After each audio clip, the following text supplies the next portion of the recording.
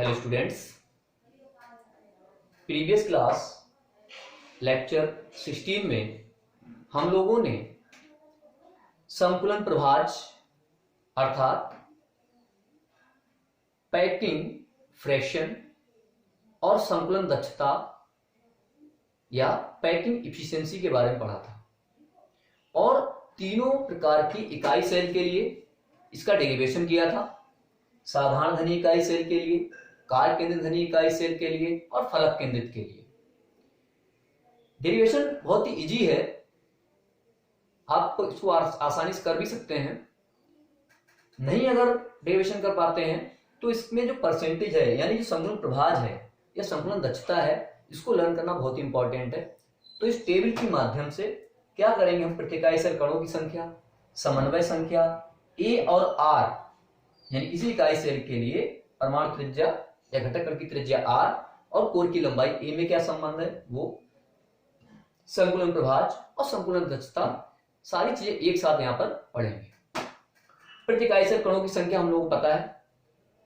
समन्वय संख्या क्या होता है, थोड़ा सा बैठ जाते हैं हम लोगों ने समृद्ध संकलित संरचनाओं में पढ़ा था, यानी किसी गोले विशेष को स्पर्श करने वाले कुल गोलों की संख्या उस घटक कण या उस गोले विशेष की समन्वय संख्या कहलाती है। जैसे एक ही गोला है, अब इसको स्पर्श करने वाले कणों की संख्या इस तरह से 3 है, तो इसकी समन्वय संख्या कितनी होगी इस गोले की, 3 होगी। अगर 4 स्पर्श कर रहे तो 4 हो जाएगी, 8 कर रहे तो 8 हो जाएगी, 12 कर रहे तो 12 हो जाएगी। इस तरह से इसी तरह से आयनिक कंपाउंड्स में भी हम लोग पढ़ेंगे समन्वय संख्या। फिर इसमें अगला जो कॉलम है R बराबर A/2 साधारण घनी के लिए R और A में संबंध, ये भी हम लोग डेरिवेशन कर चुके हैं। आप डेरिवेशन नहीं कर पाते तो आपको टेबल ये लर्न करना होगा, याद कर लीजिएगा। पैकिंग इफिशिएंसी या पैकिंग फ्रैक्शन के बारे में बताते हैं। ये क्या था, संकुलन प्रभाज का मतलब क्या होता है, यानी संकुलन प्रभाज का मतलब हुआ किसी इकाई सेल में उपस्थित कुल आयतन का वह भाग जो घटक कणों के द्वारा आवृत रहता है अर्थात घिरा रहता है, उस स्थान उस भाग को कहते हैं संकुलन प्रभाज। मान लीजिए बोर्ड है, अब बोर्ड में इतना स्पेस है और कुछ स्पेस क्या है इसमें, ये जो मैंने लिखा उसके द्वारा ऑक्युपाइड है, बाकी क्या है एम्प्टी स्पेस हो गया। तो जो भाग क्या रहेगा, घटक कणों के द्वारा घिरा रहेगा, वो क्या कहलाएगा, वो कहलाएगा संकुलन प्रभाज। संकुलन दक्षता का मतलब होता है जो संकुलन प्रभाज है, अगर हम उसको प्रतिशतता में अगर रिप्रेजेंट करें, परसेंटेज में अगर हम उसको निकालें, इसके लिए क्या करेंगे, संकुलन प्रभाज को 100 से गुणा कर देंगे तो कन्वर्ट हो जाएगा संकुलन दक्षता में। Is that clear? फिर एक बार देखते हैं। तो इसमें सबसे पहले साधारण घनी इकाई सेल। साधारण घनी इकाई सेल में क्या होता है, प्रति इकाई सेल कणों की संख्या बहुत अच्छे से हम लोग जानते हैं। एक समन्वय संख्या कितनी होती है, 6 होती है। यानी इसमें जो गोला होता है वो क्या होता है, 6 अन्य गोलों से घिरा रहता है। ए और आर में संबंध, आर बराबर A/2। ये रिलेशन जब को पता है तो ए भी निकाल लेते हैं। इसको निकालने का लिए फॉर्मूला क्या था, संकुलन प्रभाज निकालने का फॉर्मूला, संकुलन प्रभाज बराबर हो जाता है प्रति इकाई सेल गोलों की संख्या गुणा गोले का आयतन बटे इकाई सेल का आयतन। इकाई सेल का आयतन A³ रखते हैं, गोले का आयतन हम लोगों को मालूम है 4/3 πr³ होता है। सारी वैल्यू जब पुट करते हैं और A बराबर यहां से क्या रखते हैं, उसमें A बराबर रखेंगे 2r, A³ बराबर क्या हो जाता है 2r का होल क्यूब। इस तरह इसका डेरिवेशन हो जाता है। तो कितना आता है 0.524। संकुलन दक्षता 52.4%। अगर पूछा आपसे रिक्त स्थान कितना हुआ तो 100 में से इसको लेस कर दीजिएगा, उतना रिक्त स्थान हो जाएगा 47.6%। दूसरा है BCC, body centred cubic unit cell या काय केंद्रित घनी इकाई सेल या अंतः केंद्रित घनी इकाई सेल। इसमें प्रति इकाई सेल कणों की संख्या कितनी होती है, 2 होती है, सबको पता है। कोनों पर 1, 8 गुणा 1/8 और एक क्या होता है, एटम सेंटर में होता है, तो 1 + 1 = 2 आ जाती है। समन्वय संख्या इसमें कितनी होती है, 8 होती है। हम लोग पीछे पिक्चर में देख चुके हैं, जब आपको पढ़ाया था समृद्ध संकुलित संरचनाएं जब पढ़ाई थी, क्लोज पैकिंग स्ट्रक्चर्स पढ़ाई थी, उसमें हम लोगों ने निकाला था बीसीसी के लिए कितना आता है, 8 आता है। उसमें 4 पार्टिकल क्या थे, नीचे थे, 4 कहां थे, ऊपर थे, इस तरह के। R = a√3/4, R = a√3/4। संकुलन प्रभाज 0.68, दक्षता 100 से गुणा कीजिए, 68%, नियरली लिखा है 68.06 होता है, 68%।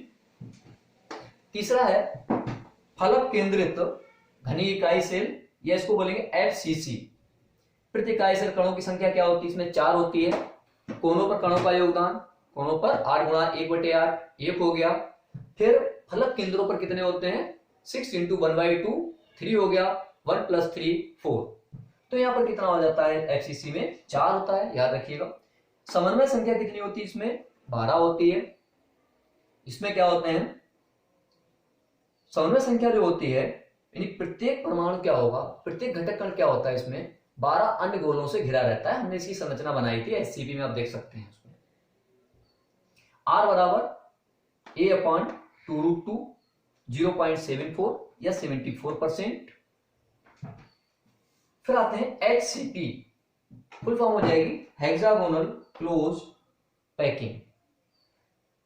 इसमें क्या होता है, प्रति इकाई से जो कणों की संख्या होती है, ये 6 आती है। इसको हमने डिराइव किया था, इसका मैंने डेरिवेशन किया हुआ है, आप वीडियो में देख सकते हैं किस तरह से 6 आती है। कहां कहां इसमें कण होते हैं, इसमें जो षटकोण के जो कोने होते हैं वो इसमें होते हैं 12, ठीक है। तो और योगदान कितना होता है प्रत्येक परमाणु का, 1/6 होता है। तो 12 × 1/6 कितना हो गया, 2। 12 × 1/6 आता है, तो कितना हो गया, 2 हो गया। फिर इसमें क्या होता है, जो 3 एटम्स होते हैं वो क्या होते हैं, इसके सेंटर में होते हैं। तो सेंटर पे कितने हो गए, 3 हो गए। इसमें एक षटकोणीय संरचना ऊपर होती है, एक इस तरह से नीचे होती है।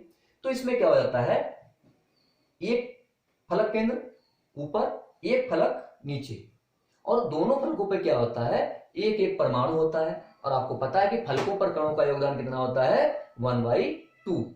तो 2 × 1/2 कितना हो गया, ये 2 × 1/2, ये हो जाएगा 1 हो जाएगा।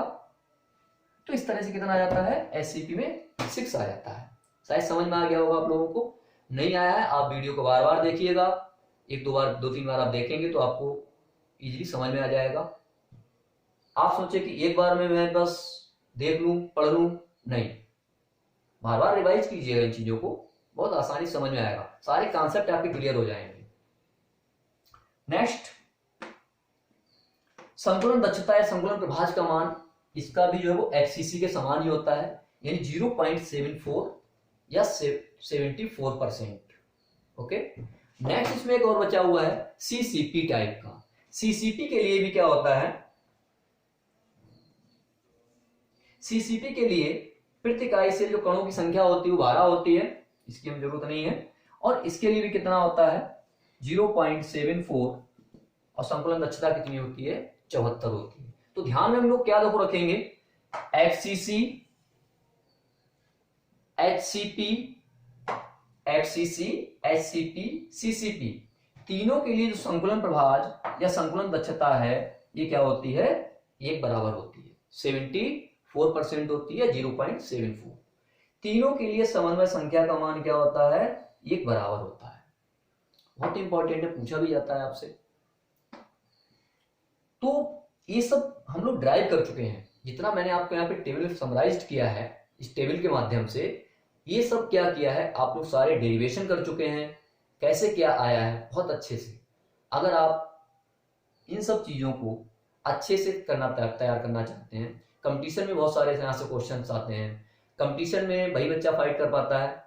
2 तरह के छात्र होते हैं, एक तो क्या होता है उनको रटना होता है, सिर्फ रट्टू तोता होते हैं, उनको ये नहीं मतलब कौन चीज कैसे आई है।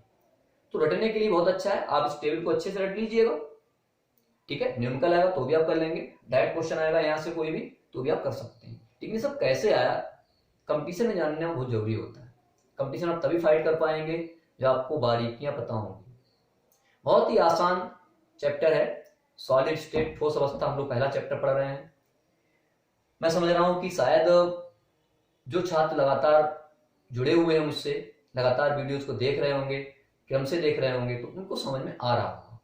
फिर भी अगर किसी छात्र को कोई प्रॉब्लम है, कोई किसी तरह की कोई समस्या आ रही है समझने में, तो क्या करे, ये मेरा व्हाट्सएप नंबर है 88,680,39,718, इस पर पर्सनली मैसेज कर दे तो उसकी प्रॉब्लम को सॉल्व कर दिया जाएगा। कोई भी न्यूमेरिकल हो वो आप कीजिएगा, ठीक है। Thank you.